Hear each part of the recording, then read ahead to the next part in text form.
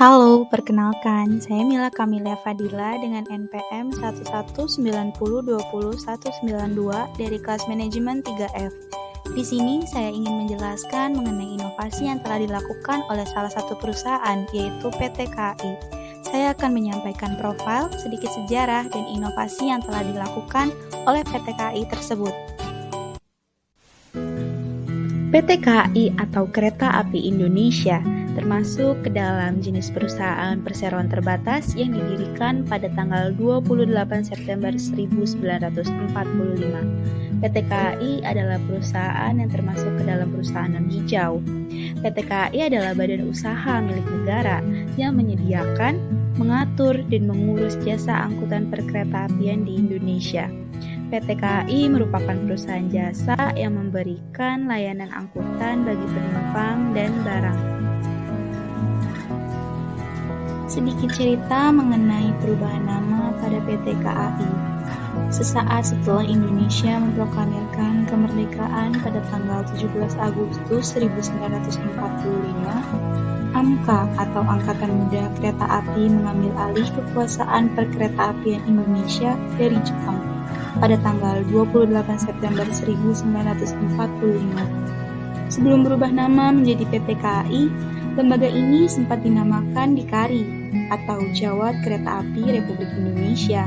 Kemudian berganti nama menjadi PNKA atau Perusahaan Negara Kereta Api, berganti nama lagi menjadi PJKA atau Perusahaan Jawatan Kereta Api. Lalu kemudian tanggal 2 Januari 1991, nama PJKA resmi dirubah menjadi Perumka atau Perusahaan Umum Kereta Api. Dan hingga kini mengalami perubahan nama yang paling akhir yaitu PT Kereta Api Indonesia. Terdapat beberapa produk yang dihasilkan oleh PT KAI. Di antaranya ada yang pertama KAI Akses. KAI Akses ini pertama kali dirilis pada tanggal 4 September 2014. Yang kedua, ada Kartu Multi Trip atau KMT. Mulai diperkenalkan kepada pengguna KRL pada tahun 2013. Dan yang ketiga, terdapat beberapa kereta yang disediakan oleh PT KAI, yaitu diantaranya ada kereta penumpang dengan berbagai kelas, kemudian ada kereta lokal dan komuter, ada kereta api bandara dan kereta api wisata, dan yang terakhir ada kereta barang. Kemudian masuk ke dalam analisis inovasi yang telah dilakukan oleh PT KAI. Inovasi yang pertama yaitu inovasi pada tiketing. KAI mempunyai KAI Akses yang dapat membantu memudahkan para penumpang untuk melakukan pembelian dan pembayaran tiket, mengubah jadwal atau membatalkan tiket, melakukan e-boarding pass, sehingga penumpang tidak perlu mencetak boarding pass lagi. Hanya cukup memprint e-boarding pass, kemudian scan QR code yang tersedia di meja petugas boarding. Tidak seperti dahulu yang semuanya masih dilakukan secara manual.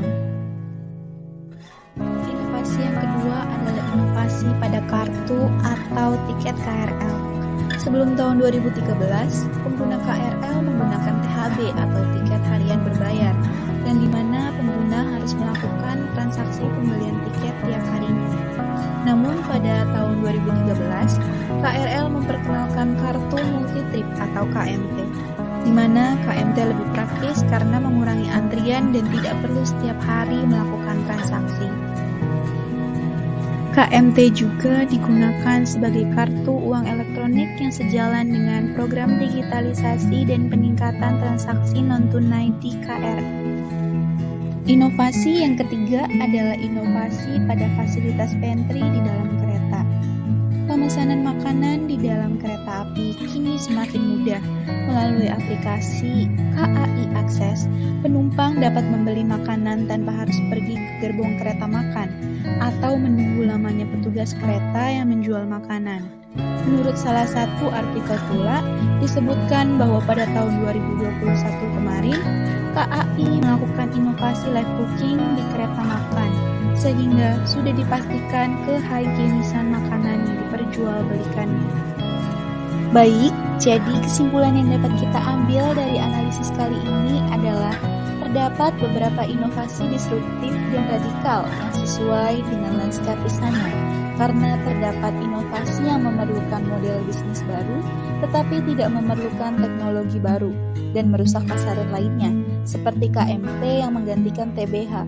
Kemudian ada inovasi yang tidak memerlukan model bisnis baru, tetapi membutuhkan teknologi baru, seperti upgrade pada tiketing dan pemesanan makanan melalui aplikasi KAI Akses yang telah dilakukan oleh PT KAI. Saya akhiri penjelasan analisis inovasi pada perusahaan PT KAI kali ini. Cukup sekian dan terima kasih sudah menonton.